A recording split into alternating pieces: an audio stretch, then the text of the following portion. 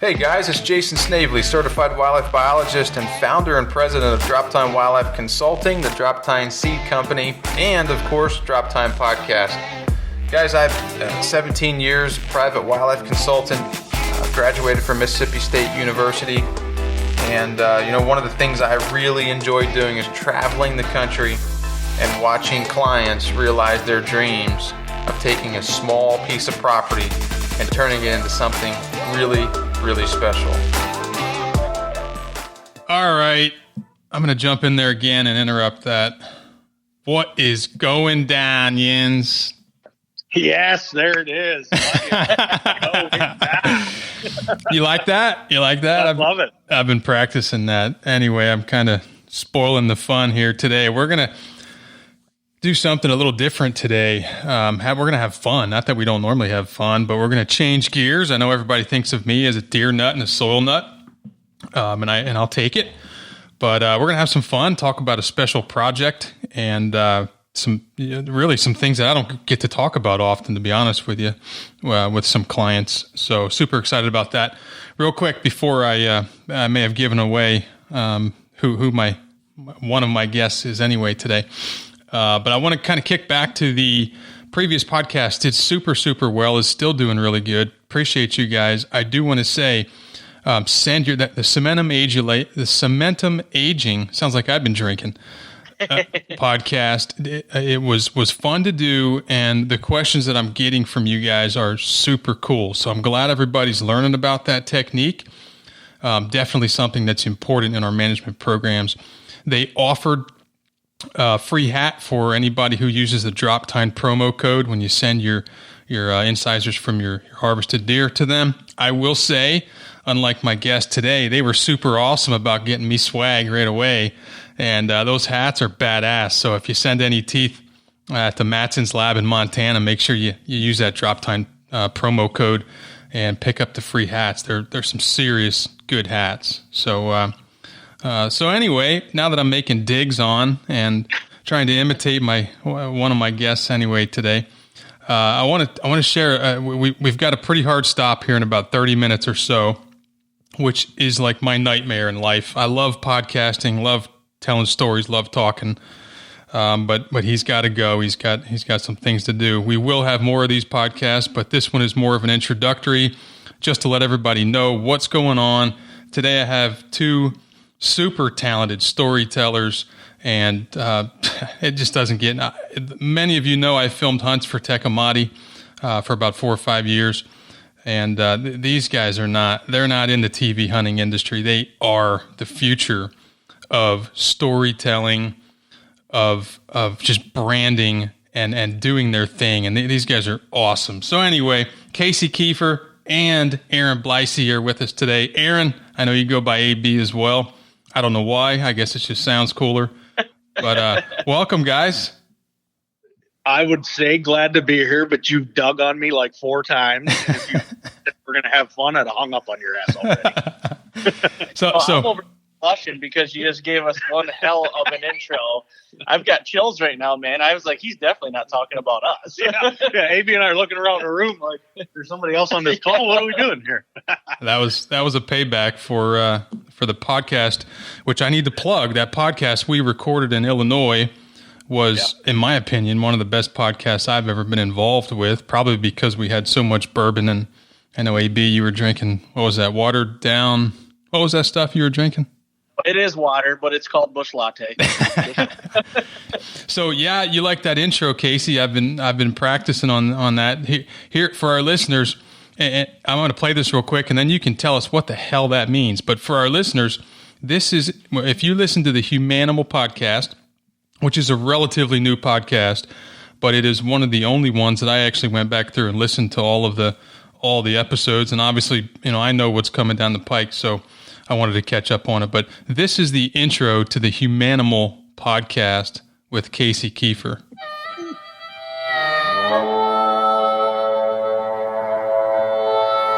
Here we go live. What is going on, Jens? Casey Keefer here from Humanimal. We got a brand new Humanimal episode. Man, you even have the harmonica in there, which I love. I need a new intro.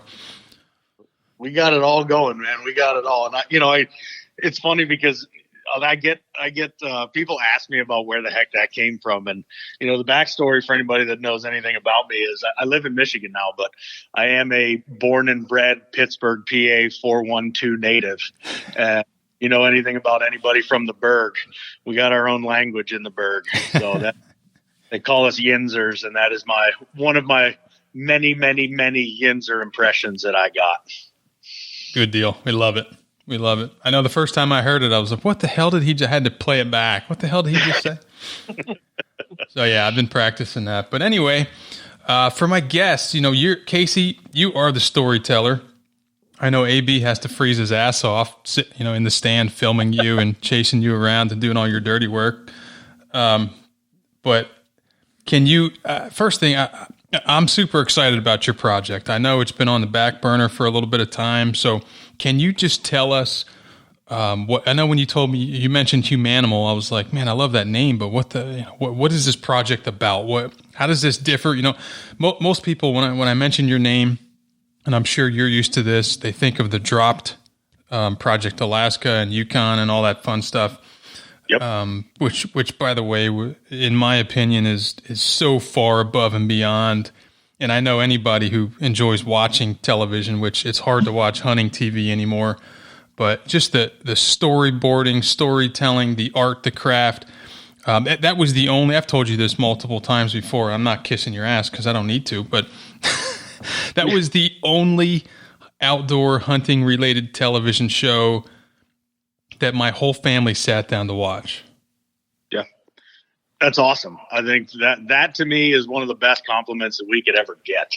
Dropped for us is a labor of love. Dropped was born from a wild and crazy idea that started as one episode. One episode transitioned into, well, if we're both going to try to kill a moose, then we're going to need more time. Well, if we're going to need more time, then we're going to be able to kill more animals. And if we're going to be able to kill more animals, then we should just make it its own series. And if we're going to make it its own series, then let's go for a month. And if we're going for a month, let's make it hard and take no food or provisions. And I mean, it was just as the bottle of bourbon got emptier and emptier, the story got crazier and crazier. And I look back now and I say, holy smokes, that was 10 years ago, right? I mean, 10 years ago, we filmed that first Dropped, and it was kind of a crazy time in outdoor television. I think, Chris and I took that series, pitched it to the network, and they kind of looked at us, and I'll never forget, I think one of the first things that one of the guys at the network said is, do you guys have good life insurance policy? So, Dropped is definitely one of our favorite things in the world to do. It was nothing out of the ordinary for my brother and I to be crazy remote. We, our background in this space is big game guides, and that's kind of how we started all the way back when I was, a young feller back in my teens. But we've done it for a long time. We're going to continue to do it, but we've got the new project and the new brand of Humanimal that we're launching. We've had a new platform for our content in the works for going on 18 months. I don't know if you heard about, in the year 2020, there was this little thing called COVID that went around that kind of set things back. So our timelines and stuff got kicked back, but we finally launched the new website. It is shameless plug here, IamHumanimal.com. And, it's really our opportunity to break out and tell stories the way we want. I think, forever we've been confined to 22 minutes and 30 seconds of an episode, right? And that even from AB's perspective, and chime in here, AB, but he's been stuck editing stuff out to 22 minutes and 30 seconds to fit on television for over a decade now, or over a decade probably. Yep. And there's so much stuff that hits the cutting room floor for us. So we decided to launch Humanimal, where we can tell any story at any time, however long and wherever, however we want. We have total free reign and flexibility. And it's also a consolidation of the brand. We've done Dropped, we've done Rival Wild, we've done Backcountry Quest, we've done Code of the Wild, Brothers of the Wild. We've done all this different stuff across all these different TV networks. We really took a hard look at it. And the Humanimal brand is something I've been sitting on for a couple of years. And really what that means to us is, if you live and die by the rise and the set of the sun, and you understand our place on this rock, then you are a Humanimal. I mean, we're on this giant floating rock in space. And if you understand what we're here to do and why we're here to do it, then you can identify as a humanimal and you can live your life and you can live, teach our kids and do the right thing going forward, not only for our generation, but for all the next generations to come. And that's across everything. That's across hunting. That's across life lessons. That's across farming. That's across all this stuff. So, but really, in a sense, all that stuff started for us back in Dropped.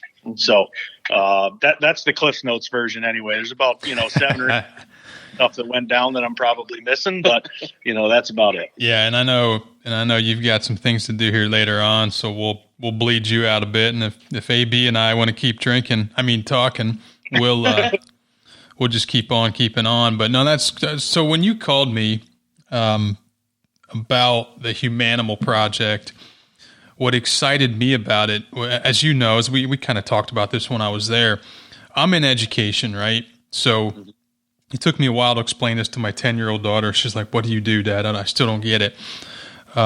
Friends are asking me, and they're like, "Your dad's he travels to hunt and he teaches people how to grow deer. That's really weird."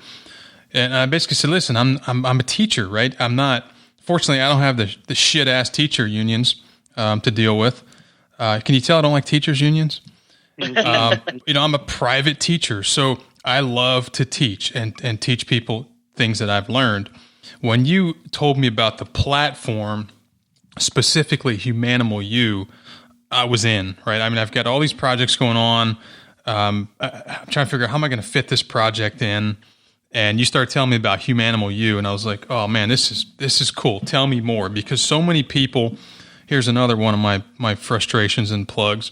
Jump on YouTube, which is a socialist platform in my opinion, but it's also a fact, and it's full of garbage, right? So you have to go on YouTube, you have to go on Google and all these platforms that are censored, and they're just, let's face it, they're just not reality anymore. And you have to sort through it and really try to figure out, even if you're looking at science.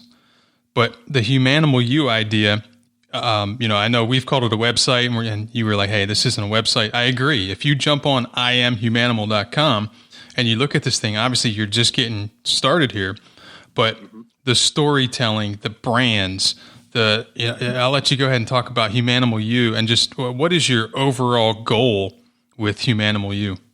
You hit it on the head with education. I think from our perspective, if we ever hope to grow our sport of hunting and fishing, and for those of us that do hunting and fishing for what I consider all the right reasons, right? We're talking, the North American conservation model, throwing it back to the days of, Aldo Leopold, and really understanding what hunting's point and purpose is. I think we want to be able to take all of those finer points of education and be able to share those with an audience in the form of true in-depth learning from the experts. And that's one thing that I think is a little bit different about us. And you and I have talked about this, Jason, a bunch. We like to think we know a lot about a lot because our collective experience has taught us a lot over the years.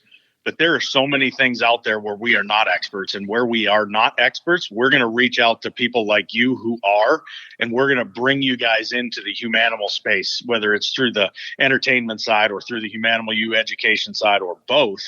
And we are going to let the experts educate people, because if we ever want to grow our sport, I firmly believe that we're never going to do it through grip and grin photos. We're going to do it through reaching out to people that partake in the outdoors that are within 1 degree of separation of where we sit right now. So people that enjoy spending 10 days in the backcountry camping, what's it look like now when they understand that they can fill the freezer for them and their family with clean elk meat or clean mule deer or antelope or whatever that might be, and still spend 10 days in the backcountry? So everything from tips to tactics, and this is not YouTube stuff, right?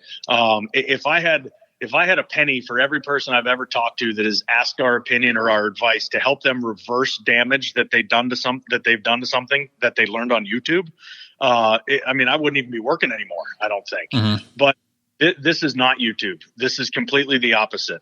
This is in-depth, high quality, learn on demand at your pace education from experts. Like, that's the best way I can put it. Well, sorry, go ahead. No, you're good, man.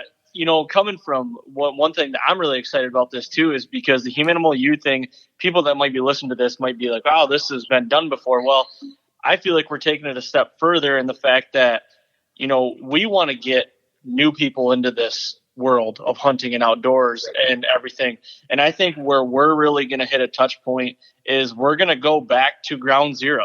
We're going to, the new people that have never done this, you're going to learn from ground zero on all this stuff. It's, we talked about it the other night, Casey and I with a couple other people. It's like, we've been doing this. We do this every day. So we almost feel like sometimes we talk on a higher level because we're kind of there, not to sound egotistical or anything like that, but we want to bring it back to ground zero and teach everybody from the beginning. And I feel like that'll take the intimidation factor down that might be there for new people wanting to get into this or whatever it is, and really grasp it and go with it. That's my favorite part. The fundamentals. And I think fundamentals across everything. I mean, we're all athletes on our side. And, if you've ever played sports, you understand that if you can lock in the fundamentals and perfect the fundamentals, you have the opportunity to become very good at what you do. So whether it's fundamentals as it pertains to wildlife management, fundamentals as it pertains to agriculture, fundamentals as it pertains to the form when you shoot your bow, fundamentals to from a hiking and climbing and fitness perspective. I mean, we're really going to try to eliminate those barriers of entry, focus on the fundamentals, and then we're going to take it all the way to expert. Yep. Right. So we're super jacked about it. I know we've got big plans on the habitat side and how we want to do that. And you're going to, you play a very important role in that, Jason. So for everybody out there listening, this guy knows his shit. Pay attention. Or he's just full of shit. It's a combination of both. There you go. That was a lot, and one of the reasons I've really enjoyed getting to know you, Casey, is because, sitting here in my seat, I get calls, emails, text messages from, the hot shots in the outdoor industry. And some of them are really good people, but some of them are really just a pain in the ass. And they're looking for free seed. And, one of the things I like about you, I've been an entrepreneur since I left college, right? I love being self-employed. I love calling my own shots. I also love, accepting my own failures, and that happens on a daily basis.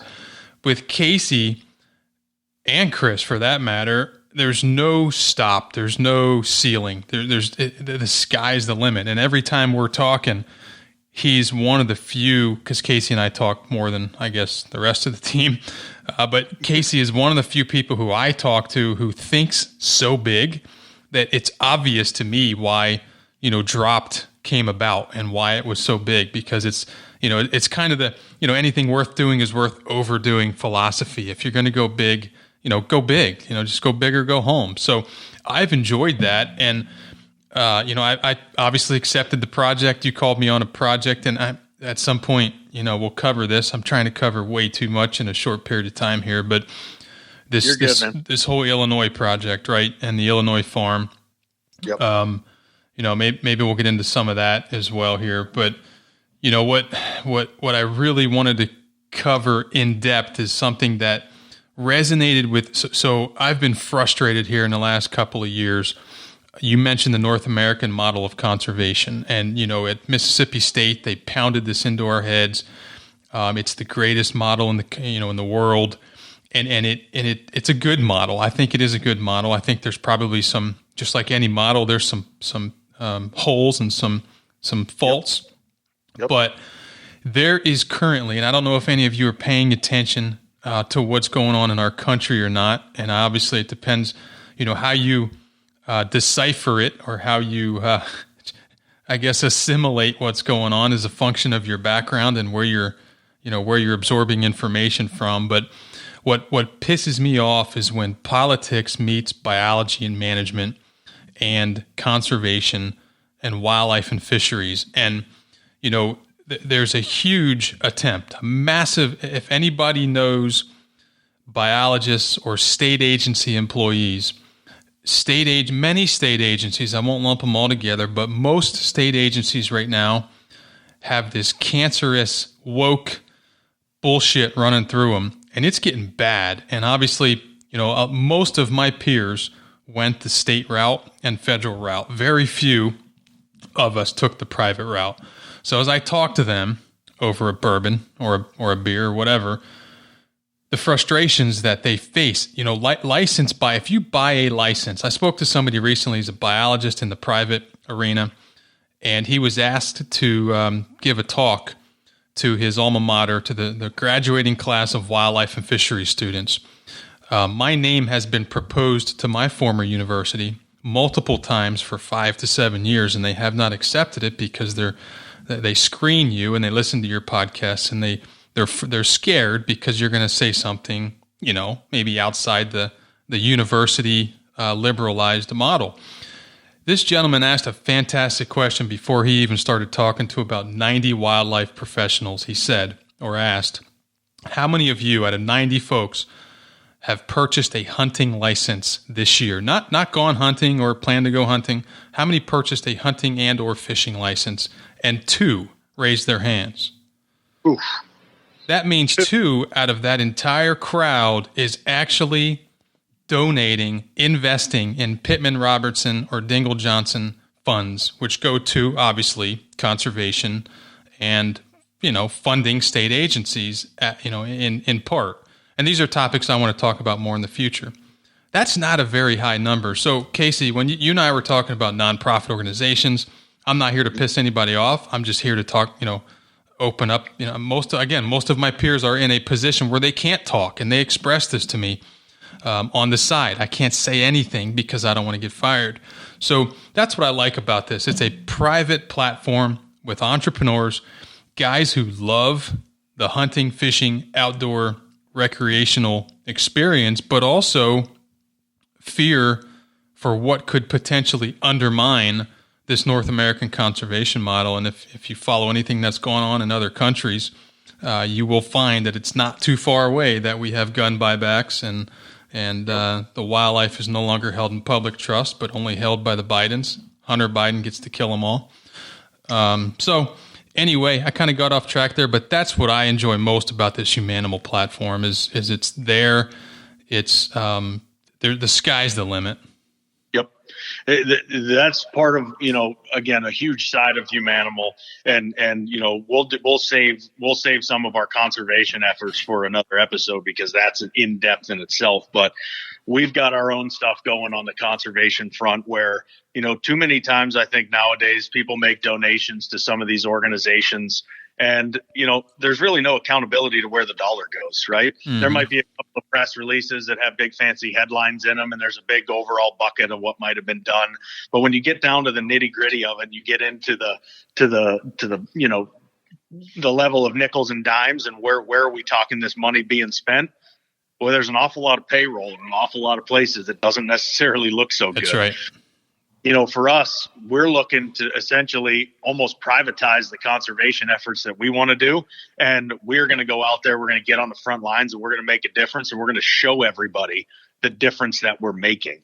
And I think that's important. One of the things we always like to say around here is wildlife has many voices, but now it needs a face. And I think that's our objective. And that's our goal, is to bring a face to these conservation efforts and really having a level of accountability to what's going on. That's we right. got a lot of stuff like on that too. It's exciting. Yeah, and I'm excited about it. I could go on about that whole nonprofit organization and the state agencies forever, just because I know so many folks in those organizations, and they are spending more time on whether to call it a levee or a dike, and if that's the proper terminology to use, than they are spending on the resource itself, and that's frustrating. And I do think that others like KUIU have kind of taken the bull by the horns and privatized conservation. So if it's no longer the day where you can sit back and hope your state agency takes care of the critters for you, I think it's going to be on our laps as sportsmen to do that. So all right, enough of that. I know we got to kind of cruise. Man, let's talk about what happened out in Illinois. And before we do, I want to play this little plug that I stole from the Humanimal podcast. I didn't ask permission, but I know a guy. So here's kind of a blurb. We are down here doing things a little different. We're doing a little podcast from the road, kind of like we did this past fall. We are down right now in Illinois. I've got AB and Cody. Cody's actually not taking part. What do you got going on over there, Cody?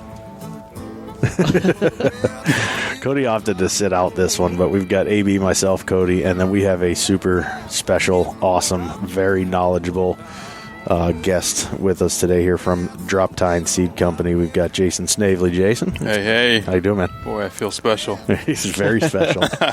Listen, if you are a geek for habitat, a geek for whitetail, and you're a geek for knowledge, you are going to want to stick around for the entirety of this series.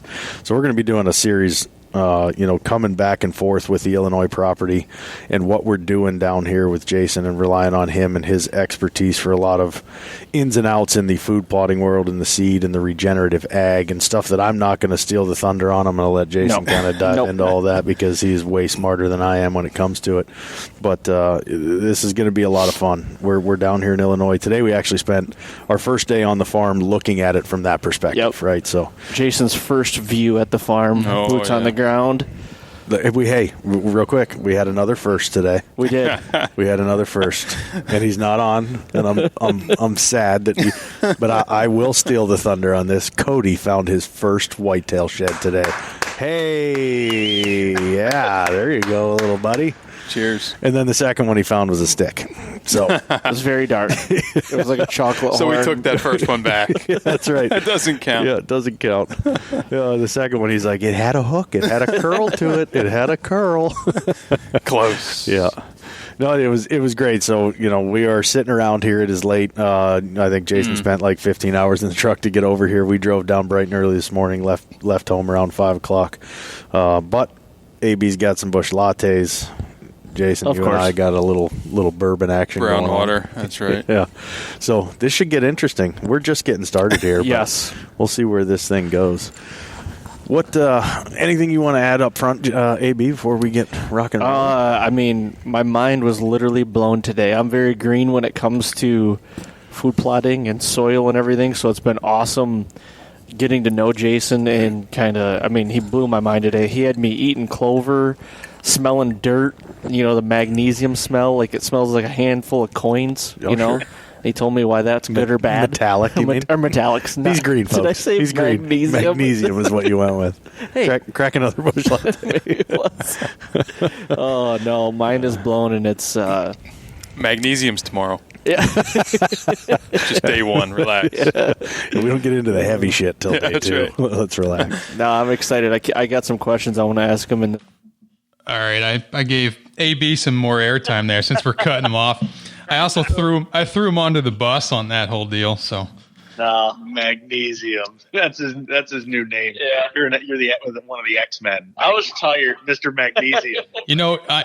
I was tired but jacked at the same time, and I think when I listened to just parts of that for this, obviously for this podcast, but I didn't realize how tired I was until I heard myself. That was a long day. It was a long. Yeah. Yes, sir. Yeah, it was. I think it was a good. Yeah, it was like 11 o'clock, and you guys are, hey, let's podcast. I'm like, yeah, sure. Yeah, I only drove 15 hours to get here and walked all day. Let's make that happen. So, who wants to? I'll let you guys flip the coin, kind of get it rolling on the Illinois project, and maybe talk about that a little bit. Yeah, maybe you want to take it? No, you're good. Well, screw both of you. I'll talk about it. We are overly excited about Illinois. So we've got a pretty special piece of property down there. It's been a long time coming. We've had property and lease ground all over the country. The piece in Illinois is sitting right at 450 acres, and it is dynamite. It is built for whitetail. In my opinion, it took me about a whole whopping 30 seconds after stepping foot on this piece of ground to understand just how truly special it was. And the object and the exercise for us with the whitetail farm is to make this a top 5 whitetail farms in the country. That's what we're gunning for. And that's from every aspect. So, when we start talking about wildlife, I'm not talking about just deer, right? Mm-hmm. We're talking about wildlife in general, wildlife overall, every species. How can we benefit everything that we do? And to use a term, Jason, that I know you're big on, the biomimicry side, right? How do we do everything on this place that we do in nature's image? And, that has been an enlightening and exciting process. It's been something that we've always I've always studied and learned about and never really had the opportunity to pull through on completely until Illinois became real. And, now I'm looking at it saying, man, we have an opportunity to really create something incredible here. And that's what we're after down there. And I think we can make that happen. Yeah, I agree. No, this farm is right now, it's at the point where we can mold it however we want it. Which is rare. Which is very rare. Yeah. Usually you're coming into something that's more than likely already established, but right now it is a clear canvas that we can do whatever we want to do with it. And that's what I like about it the most, because we're going to see the fruits of our labor coming to fruition right in front of our own faces. And it's going to be really cool to experience. And me personally, from a production side, I cannot wait to let everybody else see this process unfold along with it. That's right. Yeah. Casey, anything else to add? Well, I know you're running out of time, so I'm trying to suck every minute out of you. We're good. We got another 15, let's call it 15 minutes. I'm good on my end. Let's keep rolling. I think to add, I mean, you were there. I just want to elaborate on AB's point. Oftentimes nowadays in the real estate world, when you're starting to look for a piece of farm to turn into, what we would love to be a mecca for wildlife, and in particular whitetails, the cake's baked on a lot of these properties, to a certain level. And I don't say this to make anybody angry, but people have been in there long enough to screw it up really bad. And you got to start from a super negative spot. So being able to come into a piece of ground that truly is pretty well virgin, is exciting. I mean, I can't wait to share this story. And this story is going to be, by the way, an ongoing long-term story. Yep. So what do you mean by that? So, the object of the exercise here for us is this isn't a farm that's just, going to get created and then we're going to move on down life's highway. We are going to build year over year over year. I think, at the outset, we said we want to have 50% of this farm perfected, if there even is such a thing, in 5 years. That's not a short time frame, so we're in this for the long haul, and we understand it's going to be a hell of a lot of work and a hell of a lot of effort, more so than it would, just to stick some steel in the ground and dump some chemicals around. But we are committed to doing this thing in Mother Nature's image so that we can make sure that this property is the best that it can be. Man, listen to you and these buzzwords. You're talking sexy to me right now. I know. He's talking nature's image. He's talking biomimicry. You were taking good notes. I saw that. I pay attention, don't I? You are, yeah. You're a researcher. Buzzwords in front of him right now. He's reading off a paper. I'm down to 38 of them. So he's got note cards. I love it. So one of the things that was kind of fun for me. This is my 21st year as a private consultant. And by the way, that podcast I just played that little blurb from. Listen to that. We go in depth with what we did that day, and more on the goals of the farm. But the fun thing for me is when I hit a property. The client is always looking at me, right? It's kind of like taking your kid to, baseball for the first year, you're like looking at the coach, or maybe you're the coach. Like, what are the reactions? What's this kid have, right? Should he just go play the tuba, which is fine? Or, does he have something? And all day long, you guys kept, I was trying to keep my poker face on, which is really hard to do in Cass County, Illinois, regardless of where you are. But I'm looking at the property, and we're looking at obviously the juxtaposition of neighbors, the land ownership patterns, the amount of control, the shape, the size, all the variables. And I'm thinking to myself, damn it, this is not the guy I want to tell that this is probably close to one of the best, definitely the top 3 I've ever stepped on from day one. And I saved it for that podcast, and we talked about some of the things and the reasons I felt that way. And I don't mean to put other properties down at this point, but one thing I didn't realize about you, Casey, is that you have been a lifelong, not just a hunter, but a guide, right? And you've been on fantastic properties, including in Illinois, Kansas, and so you knew what you were looking for, right, from the very beginning. Yep, absolutely. Yeah, it was something. Believe me, the journey has never stopped. When I started looking for, a piece of ground, that journey has been years and years and years, and I have looked at a lot of them.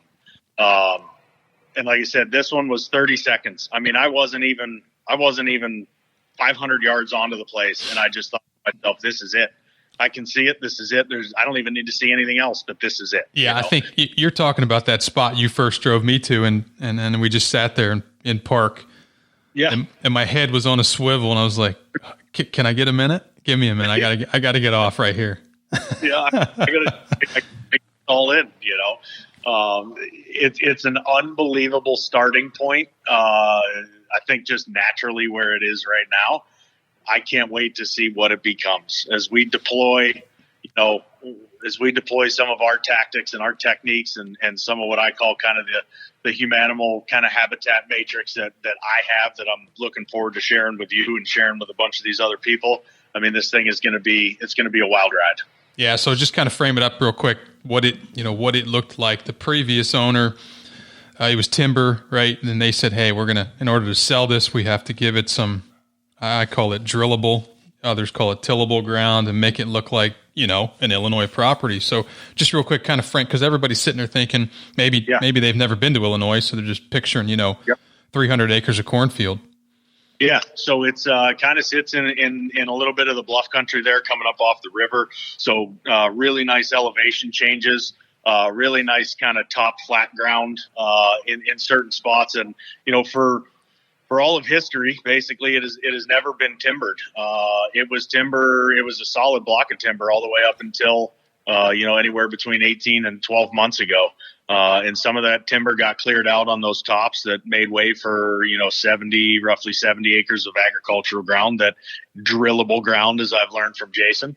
And that's where it's at right now, but it's not the stuff that farmers like to farm. It's not big, wide open spaces that are perfect squares. This thing, long, gnarly fingers, bends and curves and pinches. And I mean, it's a farmer's nightmare, which in turn, means for us as hunters and for wildlife, it's a beautiful thing. That's right. Edge, diversity. Yep. Just a complicated mess, which is absolutely perfect and what we want. So a great way of describing it. It is complicated. Yes.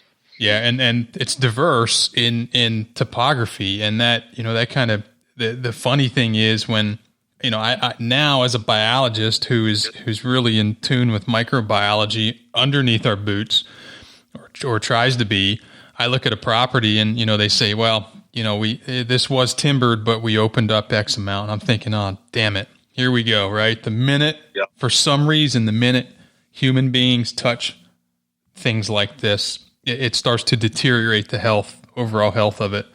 No different than what we do to our bodies. So I'm looking at the soil, obviously, right? The very first thing we're going to do is start digging holes. And I know AB enjoyed smelling magnesium and eating clover. I'm gonna hear that forever. I was within a fraction of a second of getting AB to eat deer shit, and he was bought in 110%. He'll try. Listen, one thing I've learned about AB over the years, because we spent a decade together, I spend more time with him than I do with my wife and kids in the fall, is he'll try anything twice. So we get back down there, we might be able to make that happen. You spot a little bit, I might lick it. Yeah, but honestly, you did. I know you smelled differences in the soil as we went around the different management, which there weren't that many different management, applications on that farm, obviously, just yet. But you had where, a local farmer had obviously introduced tillage and went with, a conventional, synthetic fertilizers and biocides and the whole 9 yards. And then we had a plot where we had one particular plot or two that were, for whatever reason, they drilled into clover and obviously left it. And we were there April? I can't remember the dates now, but April. Yeah, wasn't April 5th? Yeah, something like that. Yeah, so it was center stage time, the ideal time for clover. So it was cranking. And then we went down into the pot of gold. Literally the pot of gold, which was more, timber, kind of, a bottom, like a bowl, if you will. And the soil wasn't too bad down there. But I wanted to point something out real quick, Case, before you got to leave. Obviously, I pulled a bunch of soil from the farm. Yep. And we conducted the Haney Health Test, or the soil health tool, as it's technically called.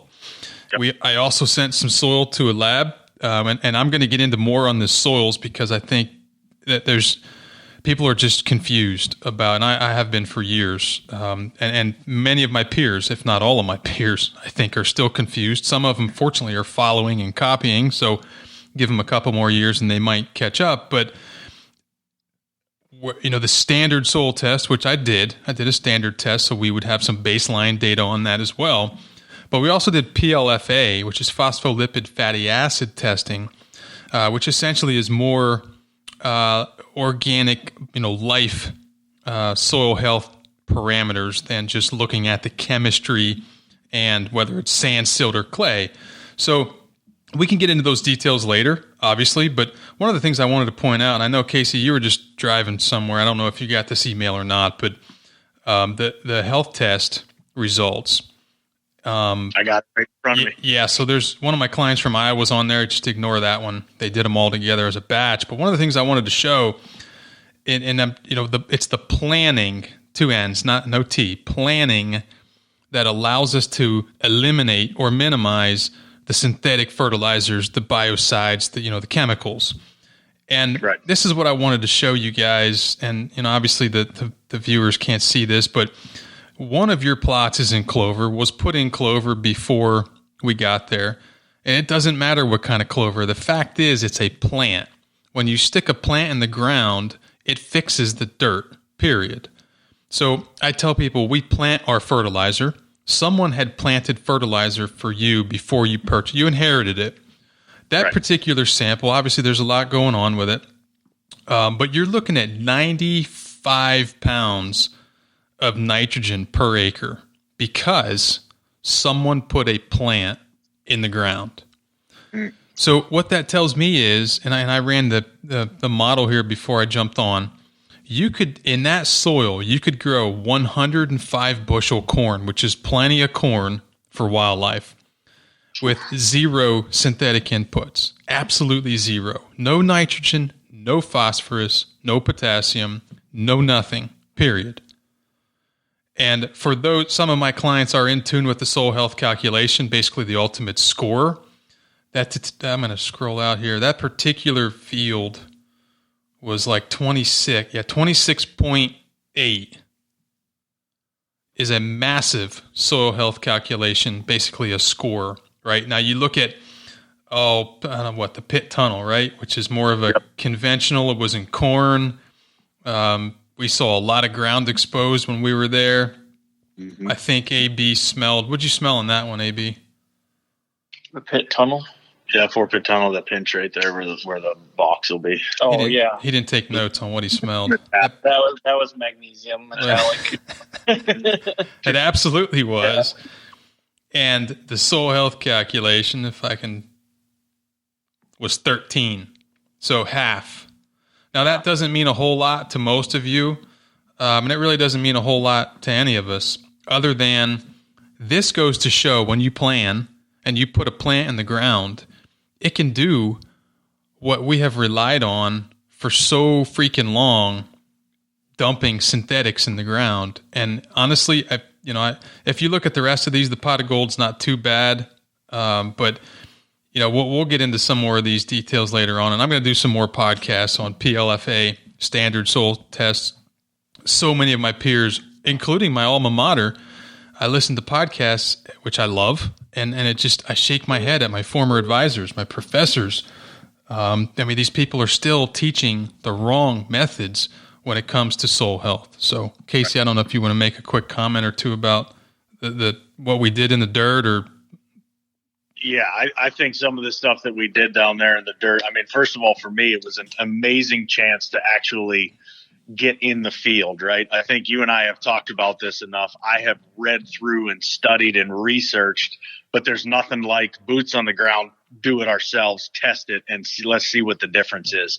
To really bring the soil health issue front and center and bring it to life, that to me was enjoyable. The one thing that I will never forget is digging a hole, and I think we did it over in what we call the West Block. We dug a hole and a plot back there, and you had pulled a handful of dirt out. I think we all did, and it was like, all right, let's smell this.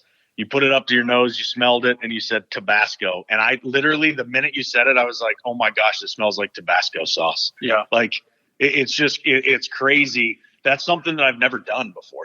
And I mean, but to take it to that level and really try to be in tune and let the land tell you what it's doing and what it needs and how it needs it. I mean, it was just mind blowing to me that whole couple of days, because this place, like I said, our plan for this is to have it be a truly special place. So I loved every second of what we did down there. Mm-hmm. I agree. Yeah, and a lot of that is really just farming in nature's image and the biomimicry and learning to observe. And instead of treating the soil, most of the time it is dirt. Many of my peers get annoyed with that terminology, but it's dirt, right? It's geology. It lacks life.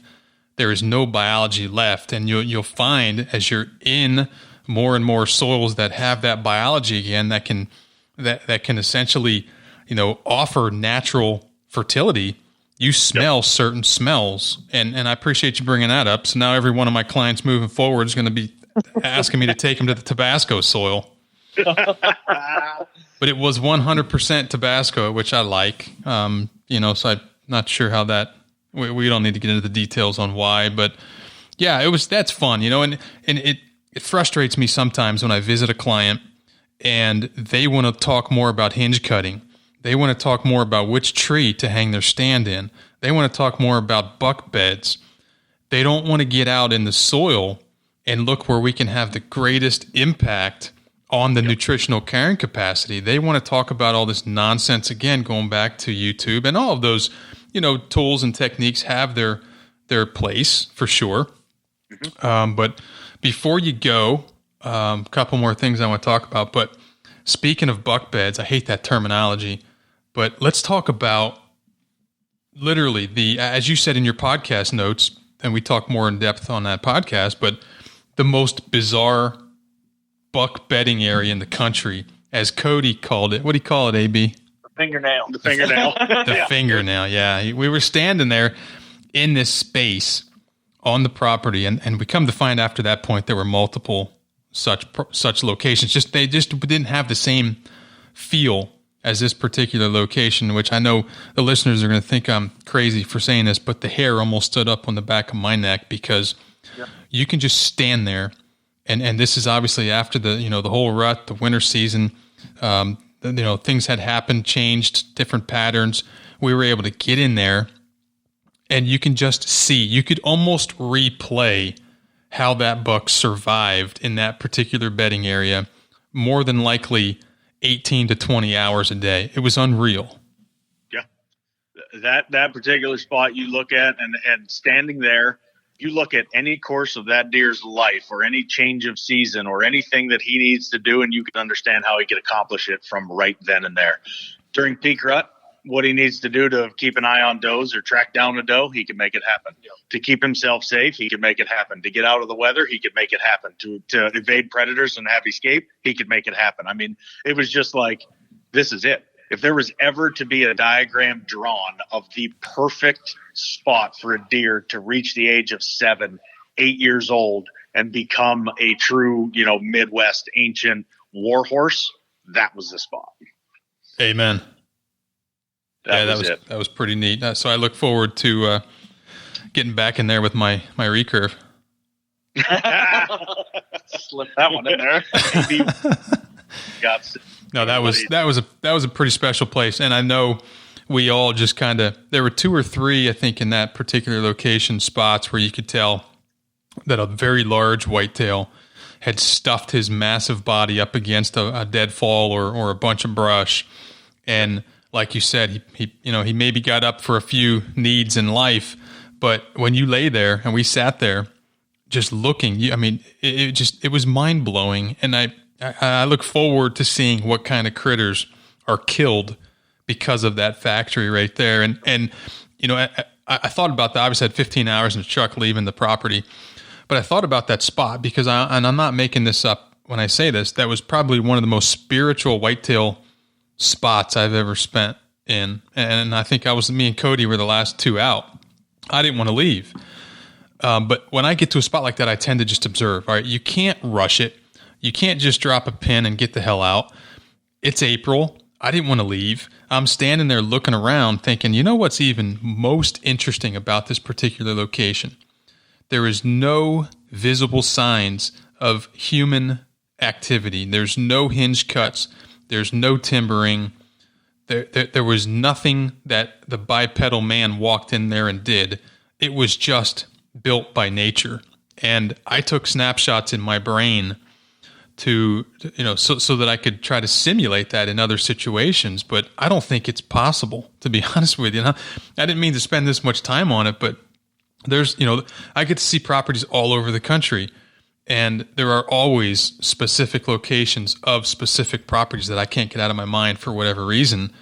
I think, I remember saying that I wish we could get a 24-hour live camera in here just to see what goes on throughout the entire year.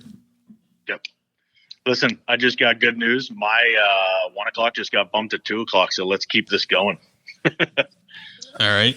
Well, I have nothing else to say. I'm done. No. I'm going to elaborate on that because I got a lot to talk about. No, we're done. You don't control the show here. This isn't. We're going to reverse. I'm going to interview you. AB was texting me like, let's get rid of him so we can talk about the good shit, like our podcast. AB has a podcast, which I'm a fan of now. I didn't know about it before, but I listened to several episodes all the way back from Illinois. So we'll plug that as well, AB. That's a good one, buddy. Appreciate it, man. Thank you. The Fall Podcast. Yeah, sorry.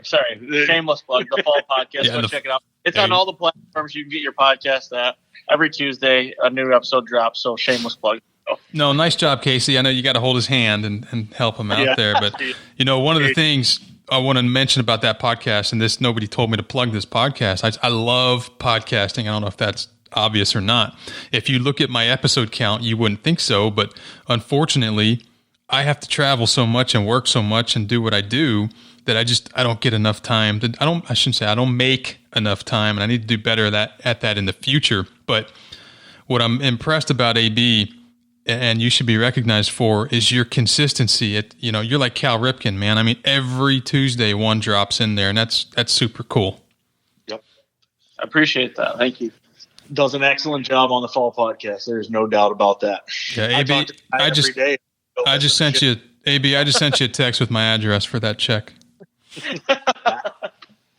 Hey, I want to circle back because I'm going to run the ship here on you for a second. I want to circle back to the fingernail. Can we talk about that real quick? We can. Just don't use that terminology, circle back, anymore. Yeah, why? Is it used ad nauseum somewhere else? Oh, God. In the corporate world, which I've been for many years with other ventures, when you circle back and address the low-hanging fruit, I don't need that shit in my life anymore. Those people are just a bunch of desk sitters. They're all overweight. Nobody gets out in nature anymore. Anyway, go ahead. Yeah, let's go back to the fingernail. Let's go back to the fingernail. You keep on something that we talk about on our side all the time. Built by nature, and I think when you look at what that area offered. Wait, did you trademark that? Built by nature? Yeah. We haven't trademarked it. Okay, you might want to, because there's a certain group of people who just steal shit like that. Yeah, you're damn right there are. We've got a few of them. We got powered by nature, built by nature. We got. Go ahead. I'm sorry. No, I think here's what's cool about this, and this is what I really, really enjoyed about our first visit of what will hopefully be many visits to Illinois. That section where that buck bed was. When you look at it, I mean, it looked like a bomb went off in there, right? But that bomb that went off in there was not created by us. That bomb was all natural. So I think trying to look at an area like that as a manager of wildlife and trying to provide animals, the areas where they can flourish, we tried to take everything we could from that particular spot. And I'd done it before, on the trip before I met you there, being able to sit there and just look around and say, okay, why does he love this here? And why does this exist? And why is it just, such a hot spot for this particular animal? And take all those notes and take all that in. But what I found was really cool is, I had recognized that area on one of my first trips, because for me, every time that I've looked at land and every time that I've stepped foot on a farm, I have always come from the angle of the animal. And that's, that's kind of the way that I try to measure things. All right, if I'm a whitetail, what do I like about this? What do I love about it? What do I hate about it? If I'm a predator, what do I like about it? What do I love about it? What do I hate about it? And I kind of work through that process. And then to bring you in and watch you and understand you, when you would, what I like to call just go walkabout, and I'd be like, where's he going? What's he looking at? Where's he going? You thought I was taking a leak. At one point I said, I'm going to go make a scrape, and AB's like, all right, cool. You mind if I film it? And I was like, wait, apparently he doesn't know what I'm talking about. Exactly. I think being able to share that and understand how you look at the ground and how you look at the land, to me, that's fascinating, because we all see things differently, right? We all think that certain things are important, other things aren't. I learned a few things that are important, especially as it pertains to, like you said, that nutritional side and how we can bring in that agriculture, because that is where we truly can make the biggest difference. So understanding and looking at the stuff like the fingernail, which is kind of my wheelhouse up until now, and then to be able to bring your expertise in on top of that, it was just, it was awesome. I loved it. So that's all I got. I wanted to circle back and make sure I said that. No, that's good stuff for sure. And one of the things that I was having this conversation privately with a friend the other day. It kind of sucks that as you get older, this is another consultant friend of mine who's older. We wish we could go back 21 years, or for him it was, I think, 18 years, and start over knowing what we know now. Unfortunately, I said unfortunately at first, we can't do that. And he kind of turned it around on me, got all philosophical. But as you get older and you spend more time on properties, you tend to, you hone the art, right? Kind of like I'm watching you, and you have an art in stand placement. I watched you get in a stand that you inherited, and you were like, this is a beautiful, view, but here's how we're going to sculpt this and make this so I can actually kill a 6.5-year-old buck. Right. And you kind of hone the art. And one thing I have learned, and I try to get clients and hunters and listeners and anyone to do this, is people don't do anymore. You mentioned Aldo Leopold. They don't do what the Leopolds of our industry, if you will, or our group did. And that is just go out, observe, and leave the damn cell phone in the pickup or at the house and just observe. And, sometimes we were walking through the woods, and there would be a time where I don't know why, I would just detour and say, this is interesting. We're on a heavily used trail, but I can see one that's, a secondary trail. Where's it going? What's it doing? And AB, you're probably sleeping at this point, or I don't know what you're doing, but remember when I think Casey was talking to somebody else, and I was like, let's just go for a walk. I want to go check this out. And there were a stand or two on the edge of a field, and we were like, holy smokes, look at this area down here. This is kind of a peninsula-shaped hollow or holler, depending on where you're from. Yep. And we dropped down into it, and you went around one side like a horseshoe. I went around the other side with kind of a ditch creek between us, and you were yelling over to me what you were seeing. I was yelling over to you what I was seeing, and we were like, a couple of kids in a candy store, and then we met in the middle.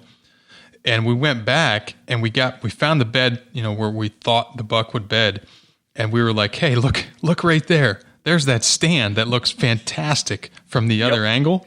But then I'll let you go ahead and talk about that. Well, I don't know. My first initial feeling when we both walked in there was like, it was a whole new world. I don't know if you got that feeling at all either, but we're sitting in the field, and when we walked down in, I'm like, oh my gosh, this is like a different world. And like, there's deer running around in here that nobody knows about, kind of thing. That's the feeling I got. And when I got down in that bed and looked up at that stand, that when you look at that stand without looking where you and I were at first, like if you just walk into this property and you're like, man, that's a good stand location.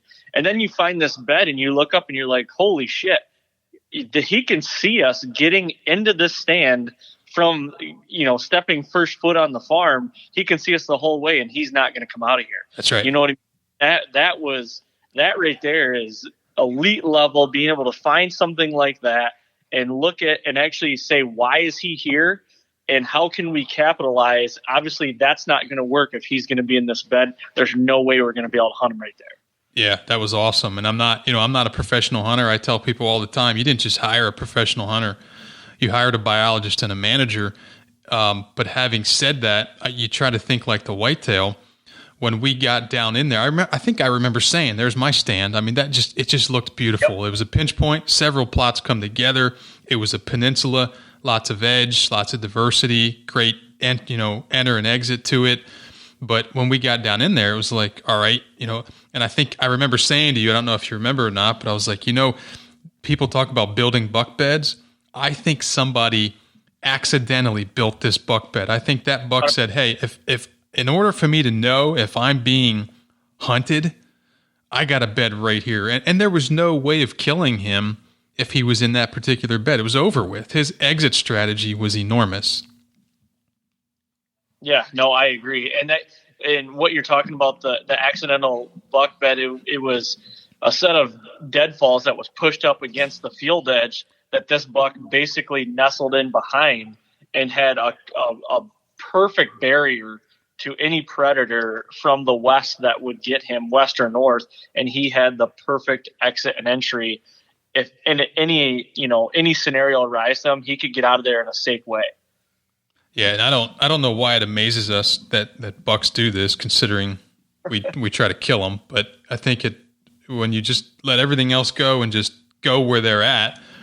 Do you remember where the trail? If he was bedded in that bed, do you remember where the trail was? The 2-track trail? Yeah. Yes. Yeah, basically right behind him. Yeah, exactly. And then he had within 7 yards in front of him, he had a heavily worn, looked like a cattle run. Obviously the does run that particular trail, and he was gonna at the same time he's completely safe and secure, he's gonna pick off any does that he wanted to. Yeah, and that's what I liked about it too. You ask, why do we geek out about this? Well, I like to try to put myself in the scenario of that buck at different times of the year. When he's in there and you hear people talk about how the bucks are going to be laying, just off the field edge, probably in the mornings, waiting for those does to come back. This is the perfect scenario for that. He's got the main entry and exit off of this field, and he's literally picking does off, scent checking them. I mean, as they come off this field, single file, really. I mean, it's a perfect scenario for him. Yeah. So again, this is where I tell people I'm not a PH. They're in Africa. Those guys are trackers and killers. You would never want them on your ass, and I'd never want them on my track. But Casey, I'm going to circle back to you. You like that? Mm-hmm. I love it. I hate it. So I have an idea, and I'm, so you're the killer, right? You're the hunter.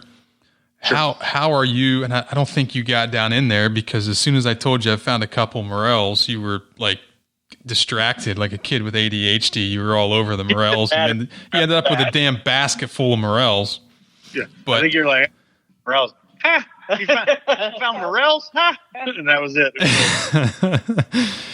So my question for you is, how are you going to hunt that stand? I guess, first of all, are you going to leave that stand there? A. B, how would you even hunt it?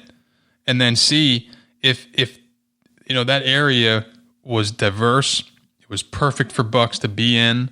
Hell, it was close to where you pretty much want to enter the property most of the time. How will you hunt it? Will you even hunt it? And can you, in this whole process with Humanimal, you and your the show, if you're going to film hunts there, can you kind of chronicle that and sort of make that a story for us? And how that's what Aaron and I saw, AB and I saw that, but maybe we're just making shit up and trying to make it sexier than what it is. So how will that play out? Yeah, so I think I know exactly where you guys are talking about. I think, the stand that's there right now is going to stay there. I think we're going to do some things to get creative where we're going to plant, some stuff that's going to allow us to slip in and out, maybe a little vanish, shameless plug. That's going to allow us What's to get vanish? Who makes Makes vanish. We'll get into that here in a second. No, we'll get creative with it. I mean, listen, I like having tree stands out there. Whether I hunt every one of them every year or not, that is a whole different story. But I certainly enjoy having tree stands in spots that I think can make things happen and be productive. I think overall, I like stands like that. Yeah, they can be really, really tough to hunt, but under the right conditions in the right given scenario, maybe heat peak of the rut, whitetails are creatures of habit. If you're able to find a pattern on a deer to where you possibly can get in and out of an area like that without him knowing, chances are you can fool him the first or second time. And I think AB and I have been able to do that in the past, where it's like we wait and we wait and we wait, and we know it's risky, which is why we wait until we feel like, okay, now is the time, let's go. And it's either that sit or the second sit, and it happens quick. So I think it's possible. Am I going to go there day one? Absolutely not. That's one of those ones we're just going to keep our eye on. We're going to really try to understand what it is about that little section he loves. And then what can we do to that little section to make it so he continues to love it, but we also give ourselves the advantage. That's the matrix in my head. So will you incorporate cameras in any way on both that location and the fingernail as well? 100%. We're going to be documenting all this stuff. It's going to be running as an ongoing story over on imumanimal.com, the entire story of the Illinois farm every single time we go down there. So, people will be able to follow along and actually see this stuff and see and understand what we're talking about. And, to touch on something you were talking about earlier, Jason, is forever you love to educate and we have loved to entertain. And I think by working on this piece of ground the way that we're working on this piece of ground, what we're going to be able to bring to people is edutainment, right?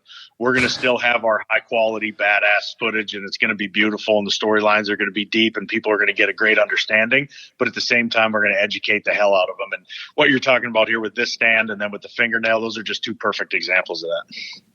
Bingo. So I do want to kind of drop this, that the standard soil test, I'm still looking at the soil analysis of the dirt. That clover plot, which you remember I stuck my soil health tool in it, which is something that I'm gonna release here more and more in the future. The pH from the standard report came back at 7.6. I'm pulling that up right now. Which is crazy. I mean, that's unreal. Obviously, we don't really know what was done to it before this. Your lowest pH was 6.2. You had some 7.5s and 7.2s. So I think I sent you an email. Maybe I just thought about it.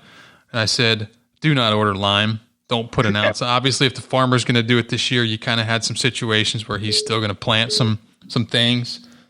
But don't, no more lime. What you're going to find, I've got pHs like this on my place. I haven't limed in, I think, 6 years. Is the plants fix the soil, and they take care of that for you if you do this the right way. So I just wanted to. That's crazy. That 7.6 pH, super high, but that soil health calculation in that particular plot was through the roof. And then obviously you remember our readings with my infield testing tool that I'm working on, or have been for a long time, was also saying, hey, there is a boatload of life in this soil. And it was telling us we had plenty of nitrogen to grow corn. So it's been kind of neat to get the soil analyses back and say, yep, confirmed, you're good to go. I didn't know if we could talk about the special tool. I just opened it up. I started talking about it. Out of the bag. Oh, yeah, it is. We won't get into details yet, but yeah, you can. I mean, I know you guys were enjoying it, and of course, it's like showing your child to somebody. You're pretty proud of it. I think we. Well, first, I got a question first on the pH, and this is podcast host and me taking over a little bit. Can you kind of explain the pH first, like where you want it, and what these readings are actually telling us? I mean, we kind of. I'm just everybody out listening. I'm thinking that somebody might be like, is that good or is that bad kind of thing? Well, yeah, and I'm not going to, I will say we're going to have more podcasts on soils. What I'll address, the way I was taught, we did labs and tried to figure out the pH, using the Malick 3 method, which is essentially, if you send your soils out to Penn State, Michigan State, or, whoever it may be, the state extension, or any of the labs, you have thousands of them out there. Most of them use Malick 2, Malic 1 and Malic 3, which is a series of extremely caustic chemicals that the lab techs are forced to wear rubber gloves to touch. So it just kind of makes you wonder, why are we dumping this in the soil, to try to get an accurate extraction of what nutrients are there. And that's where Haney changed the game.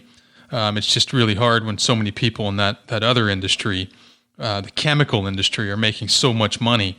They still push that old standard test. So the goal has always been to hit a somewhat of a neutral pH, of 6.2 to, say 7 or even 6.8. Obviously with below 6.2 being acidic, and then above 7.2 is usually pretty abnormal. But it happens. I don't know. I was going to ask you, Casey, the other day, sort of offline. We kind of chased each other playing phone tag, but to ask the farmer what he had done, from a pH standpoint. But there's some geological aspects to that particular location in Cass County, as you mentioned, in the Bluffs, where, you've got some pretty damn good soils just, handed to you from the start. Now, having said that, the human activity has, as we can see, where they've incorporated conventional ag, the steel, the chemical. It's already only, what's been a year, 2 years of that. It has already headed, it's sliding, it's slipping backwards. So, we're going to let that happen for now until we can finally kind of manage all of it, as you said, over the next couple of years or few years. But yeah, I think too much emphasis has been placed on soil pH, and the plants themselves. This is where I say we're going to plant our fertilizer. Plants themselves exude organic compounds, not caustic chemicals, but natural organic compounds, which allow them to change the rhizosphere, or change the soil in the immediate area of that root, which makes sense, right? So they're extracting or manipulating the soil chemistry. There is chemistry involved, but it's organic chemistry in that root area to change things like pH, to extract certain nutrients, to work in a symbiotic relationship with microbiology. Sounds crazy, sounds sciencey, sounds scary. It's not. It's so damn simple. We've got to get away from this chemistry. I made a joke the other day. There's a professor from Tennessee who wrote, he studies food plots a lot in native browse, wrote a book, and there's so many chemical names in that thing. I declared it a carcinogenic, that particular book. I mean, I felt like I got cancer reading or just flipping through it, and it stays on my shelf, because it's a book and I like books. But so the pH, we'll get more into that.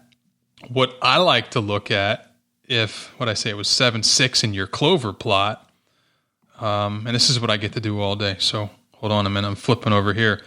On the Haney test, where Haney, instead of using these caustic acids to aggressively rub off and extract what nutrients are in the soil, he uses what's called H3A, which are the natural organic acids that the plant roots exude, along with along with water. Why water? Because it rains water, right? So if I go out there and look at the driving factors, and I didn't mean to get so nerdy on you here, but if I look at the calcium, aluminum, iron ratio, I don't need the pH anymore. That's nonsense. That's for the chemical industry trying to sell garbage. Casey, I don't know if you're still looking at your Haney test, but if you go all the way out to column AM, and you look at the calcium to aluminum iron ratio, you see it's 5.5 for the clover field.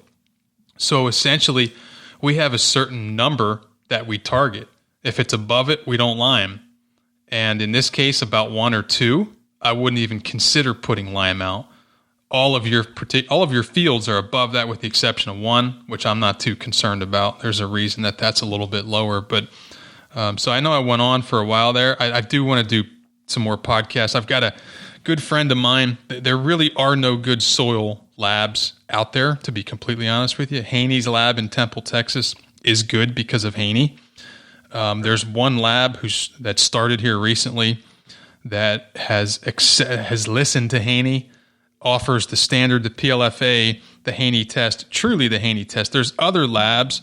I watched some of my peers on their YouTube nonsense, talk about, Waters and all these other labs. They talk about soil health, but they don't have the instrument to study that. So I don't know how they consider themselves studying soil health. They're just another standard Malick 3, chemistry, chemical analysis lab. So, yeah. You see that?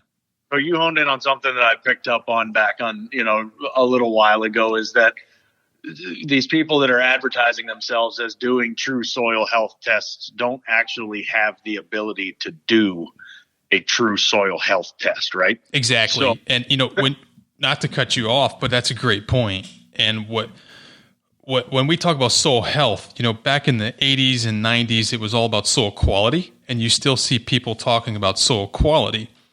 right. We now talk about soil health because we're identifying that it's a living organism essentially down there. It's an ecosystem that needs to be managed accordingly, and that's what we mean by farming in nature's image.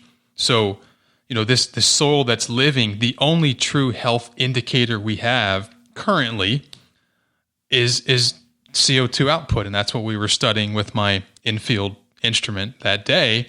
And if you look at the Haney test, and Haney is the only one who is doing this, the clover plot, which I noticed I didn't mention whose clover it was. It's actually not even Drop-Tine clover. I don't give a damn whose clover it is. It's a plant, and it's growing, and it was doing great. The 1 day CO2 was 307, which is astronomical. Now, that's fantastic.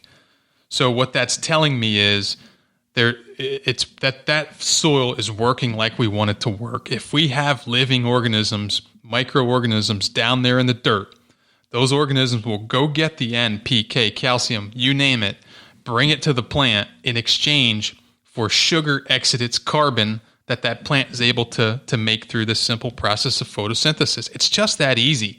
Where it gets muddy is when the chemical industry, post-World War II, we have all this nitrogen. What are we going to do with it? Two scientists, Haber-Bosch, come along, create this way of making develop a nitrogen fertilizer.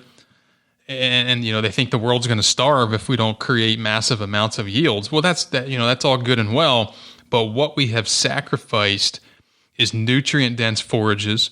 We've forgotten about the way it works before we got here and started screwing with it. And I know that they killed several 160 pluses on this property that you bought before you bought it. But it makes someone like me wonder at this point in my career, if we can kill 170s and 180s at maturity on that property, what can we do if we're actually managing it the way, at full tilt, at full capacity in nature's image? I personally believe, after seeing how this regenerative, if you will, or restorative or soil health, management works on properties, I don't think we're even scratching the surface in any part of the country on what we can produce at maturity. I'm right there with you. And that's one of the most intriguing aspects of this entire thing to me, is when we look at, we're talking natural deer of age that are reaching 160, 170 and beyond, and they're in less than optimal condition. What can we do when we start to understand, I go back to, you talk about that rhizosphere in that area immediately around the root system. What can we do when we start to understand what's being sequestered by the plant, when, why, and how? And we start to provide that to the deer, and they start to make those decisions. They start to actually increase their optimal overall body health, because, antlers at the end of the day are an expression of excess, right? So as we continue to pump those nutrients to them in the right way, in a natural state and a natural form, where do we go from here? Does that bar get raised? If they're running at, 50, 60, 70% of their optimal condition right now, where does it go when they're running at 90% of an optimal condition? And that, to me, is the interesting part. Not to mention a couple of things that I my thoughts on this. For me, it also can be as simple as this.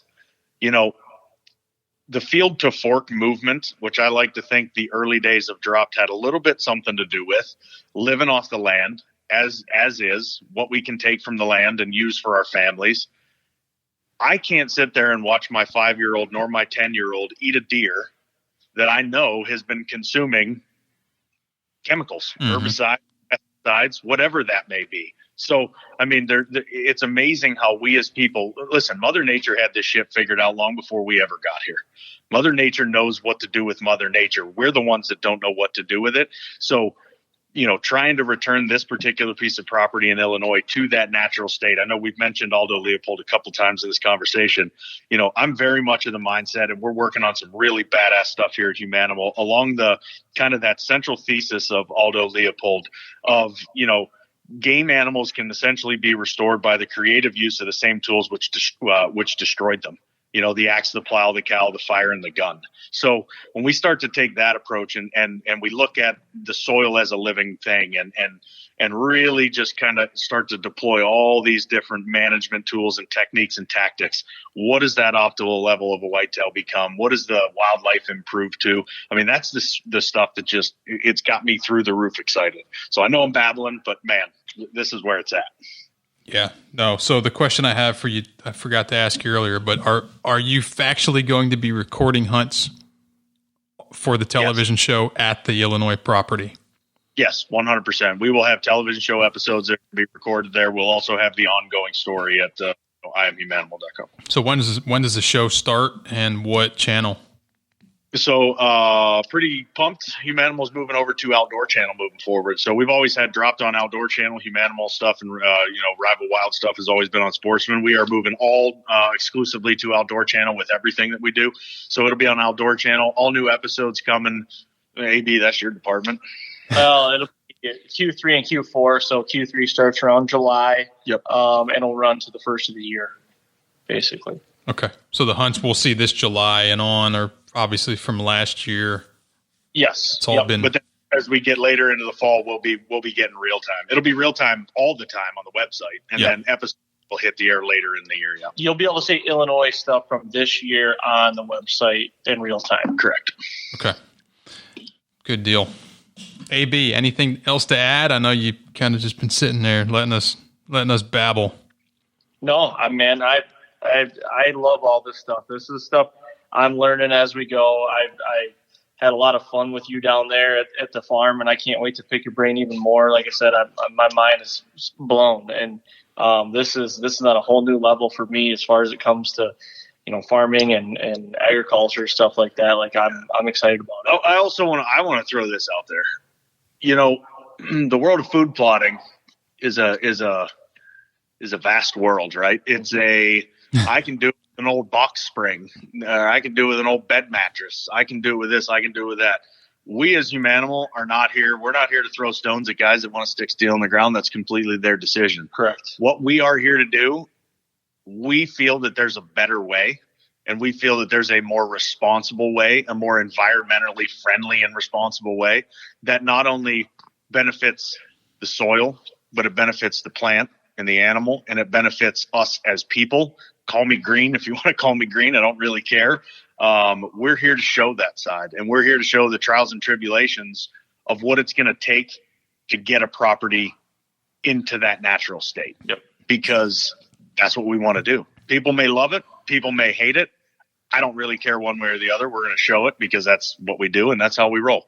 So I hope everybody takes to it. I hope people dive into this head first like we are. I firmly believe that this is the future of food plotting and the direction that we need to head, as a population of hunters that are responsible. And I'm excited for it. I mean, I want to throw that out there. I'm not here to tell you, listen, you can't go out there and do the things the way you do. Obviously, people have been creating food plots for a long time, and they look really pretty, and they kill big deer. But I think there's a better way to do it that is much more responsible. Yeah. Yeah, I agree 100%. I tell guys, there's maybe this misconception, which is my fault, that, my reload series, my blends, all of my sort of regen, if you will, blends, that you can't go out there with a disc or you can't go out there and plow. You can absolutely do that. Yep. These seeds are not no-till drill only. They're seeds like every other seed. But like you said, what we're trying to do is explain to people what, not only that we think this is right, but now that we're 6-7 years into, and we're not just running a roller crimper and a drill and going with whatever seed company is willing to give us money to promote them. It's as you can see, it's in depth. I mean, when we start to look at PLFA and, we're looking at bacteria, fungi, I mean, that stuff's pretty, you might say that's too much for most food plotters. But if you had gone down this journey that I've been on, and this is why I said, you know what, Casey, I think we've talked before, you and I, in years past, about trying to do certain ventures, and it just didn't make sense for, really for either of us. We were busy with other stuff. I said, this makes sense. This works because and I hate to keep, I enjoy picking on YouTube. YouTube is such a disgusting platform, along with the rest of them right now, that, I think people have been misled for so long. And I said, you know what? I'm not the, me too kind of guy. Like I don't want to look at what I'm doing that much. In fact, I haven't even been on Facebook and the rest of them personally, because I don't, it's my personal decision. But I do think that this is an opportunity to have somebody who's cool, right? Chris and Casey Keefer are cool. Everybody knows that from the Dropped, and because I have had people, especially when I started with this, who said, "Hey, are you turning into a tree hugger environment?" There was one particular biologist who I used to work with at Tecumate, who was kind of on his own and kind of on another planet. But going back to the whole Facebook thing, he had mentioned that, hey, Snavely's gone organic. Well, yeah, not so much, but it's okay to think differently and to walk out into a field and say, you know what, something doesn't seem right, something doesn't look right, not be able to put your finger on it, but at least identify the fact that something's not right. And that could be with hanging a stand or planting a food plot. And what we have figured out and learned, and I say we, meaning myself, my clients, and lots of other people who are, just dabbling with this, is when you offer extreme diversity, major plant functional groups, and constant living roots and plants, you allow whitetails to do what's called diet mixing, diet sequencing. I kind of touched on this a little bit. These are the things that after I met Fred Provenza and some other people, Gabe Brown, we sort of shared notes and just I guess a lifetime of observation. I always felt like deer expressed diet mixing to counter certain toxicities, right? You can have too much forage soybean to where your belly just doesn't feel right, forcing you to walk on an excursion for 2.8 miles where some, hunter just walked up in some shitty looking woodlot that doesn't look like deer habitat at all and kill them at 5.5 years of age. And you're scratching your head thinking, okay, I've got water guzzlers. I've got, the best soybeans in the county. I don't hunt, on bad days, on bad winds. I only hunt when I think I can kill them. I'm doing everything right. How did this schmuck kill them? It gets frustrating, after you're passing up bucks 3.5, 4.5 years old to try to kill them at an older age. And I haven't heard of any other strategy or any other technique from clients that has had a greater impact on their ability to maximize the amount of time that mature bucks spend on their property. And these are both mature bucks they know about, but the ones that I love are what we call OPB, other people's bucks. I love flipping the script and killing other people's bucks that have come for, specific diet mixing or medicinal purposes. And I know people laugh at that. People think we've lost our minds, but I think you're going to find more and more folks actually going on this path as we move forward. So I didn't want to get too much in depth, but I know sometimes it just sounds sexy. It sounds like something to put on YouTube or online, but this stuff works. It does. I told a friend of mine the other day, pretty diehard food plotter, pretty traditional guy, loves to run tillage and do all that kind of stuff. And he gets, like many food plotters, gets very hung up in the optics of a food plot, right? He wants to look at that food plot and see that it's super lush and super beautiful, albeit that's all artificially created, synthetically created. Like a set of fake boobs, right? AB? There, exactly, like a good set of bolt-ons. It's like, this is not real, but we've created it, and there's nothing wrong with that. Sure. But we're talking about stuff that we're putting in the ground, and I said, talking cocktail blends, I said, some of these blends are 13, 15, 17 different seeds in a blend. I thought his jaw was going to hit the floor.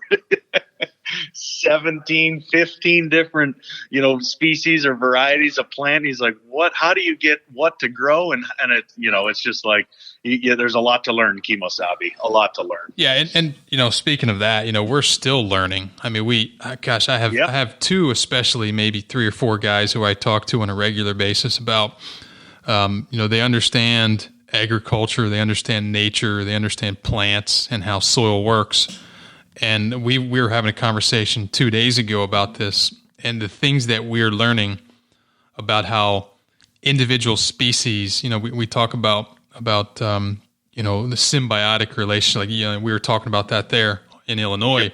There's 11 players on a football team, or I know 7 on a hockey team. Everybody kind of has, a job to do. And when I started developing my blends, after working in the wildlife food plotting world for 10, 12 years, they would pick a specific species or cultivar that just sounded sexy, right? Sugar beets. You put sugar beets in with anything and guys are going to buy it. And people in the food plot marketing industry know that, and that's fine. The problem is sugar beets don't like competition at all. And you're probably not going to realize or actually express any living sugar beets in that plot. So, and I used to have them in some of my blends, to be honest with you, kind of hoping that we could go against nature and find a complementary method of getting sugar beets to realize themselves in the plot. Now, you kind of resort to monoculture sugar beets, and obviously, we don't diet mix, we don't diet sequence, and we don't offer medicinal value in monocultures, period. So now you send deer on hoof, walking for miles to find what we haven't given them. Whether it's a secondary compound or a primary compound, it doesn't matter. So is AB still with us? Oh, yeah, I'm here. He's still with us. I didn't know if VDB popped in for a minute, so he had to talk to VDB. Production stuff. Got it. Yep. I thought maybe my boob comment scared him. Hey, listen, the other thing real quick is I don't want people to also think that we are not going to have plots that might just be a monoculture for a year, because that's the other side of this that is very interesting. When we look at, certain, maybe this is just, what we would call, or a lot of people would call, a kill plot. Yep. And for this year, we're going to do this and we're going to be very purpose driven with all this stuff. And that's okay to have, right? Yep. I still do monoculture too. I mean, as much as it makes you cringe, probably, I do some monocultural kill plots on my farms here, Yep. No, that's a good point. And it does not actually make me cringe. One thing that I think we will eventually do after 3 or 4 years of getting back to the soil health principles and regenerating life in the soil. I have some more conventional blends that I just overhauled, and I'm going to do some podcasts on that here soon. The fall fuel, which was one of my first blends I developed for clients before I even sold it commercially. Full Draw 7. Greens and Beans, Radish RX, all those more conventional, traditional blends are going to have a place moving forward. One, we tweaked them a little bit. 2, if you spend a couple of years developing a good biologically active soil, there's absolutely nothing wrong with going in there in July and August or September and creating one hell of a kill plot, right? So you go in, for that one fall, winter. And, you put not necessarily a monoculture, but, maybe not a true, soil health, like a fall reload blend. And you kill a massive amount of deer. And then you come right back in behind it in the spring with a spring reload. And you get right back after that, cycling that natural nutrient flow, leading again up to the fall. And that's kind of where I want, hopefully we can do this on Humanimal U. And, people can see this on the show is, if we think and use our heads and plan, we can grow nutrient-dense forages without all of these synthetics. And I hate to keep beating that. I'm not totally against synthetics, but they're just not necessary in most situations. Yep. So, well, we're going to be capturing it all. Everybody will be able to see it and watch it unfold. And just like always with our stuff, the good, the bad, and the ugly, we're going to show it all. Good deal. Well, hour and a half, man. I think we've covered most of what we wanted to initially hit on. I know we've spoken before about many other topics, and I want to have you guys just because of your experience and your storytelling abilities on to help me educate, or I guess edutain, as you said, the listeners and customers of the Drop-Tine Seed Company on, the what and the why. Is it just, I used to say my goal was to have the ugliest bag. Someone has poached that cute comment now, so I don't know. I might go the other way now and try to make the prettiest bag. I don't know yet, but my goal is to make every blend have a specific purpose and fill a niche. And if it doesn't do that, then it goes out, because it's costly, from a time standpoint and a financial standpoint, to develop them and keep the seed in inventory, and of course sell it and keep it fresh. So I'd like to do some more podcasts on those particular products. And obviously moving forward, as you guys, or as we continue to develop the Illinois property and you collect footage and experiences, maybe we'll pull some of those products back in and explain. You mentioned Vanish. Obviously, we laid out several locations to utilize Vanish for its primary and secondary purposes. And maybe we can actually, illustrate some in-field applications and how it worked. We will be all over that, because I think this is going to be a great opportunity for our audience as well as your audience to be able to understand real time what's happening and how it's going. And I know, some of the stuff in as you make tweaks and you make changes and you do kind of your craftology side of things, you've got a place to deploy some of that. I know you've got your place there and you've got plenty of other clients, but getting that seed in the ground all across the country is important to make sure what works, where, when, and how. So to be able to share that, we're excited, man. We're ready to come back and do this. At least I am. I don't know about AB. I love we're excited to come back and do this whenever you need us. Yeah, no, I know. I'm excited. Like I said, I'm not a big, I don't do many videos. I'm not a big, look at what we're doing. I've probably done poorly at, even from the website standpoint. I don't really maintain a website. I've been doing it so long that it's mostly word of mouth. We're all word of mouth. And we've done some amazing things in 21 years that, I probably should show, but, I gain more, I guess, fulfillment out of just being a part of it and maintaining contact with clients for 20 years and not just transaction-based business. I love seeing those, you mentioned the grip and grins. I love seeing those, 5-10 years later and continue on consistently, not just a one-off, but we want, consistent success. So I'm kind of thankful, fortunate for you guys to, to show this and show everybody what we're doing. But it's not just occurring on your place. We've got it going on all across the country. So it doesn't matter if you're in Illinois or Vermont or Florida or Texas or Pennsylvania. We're doing it.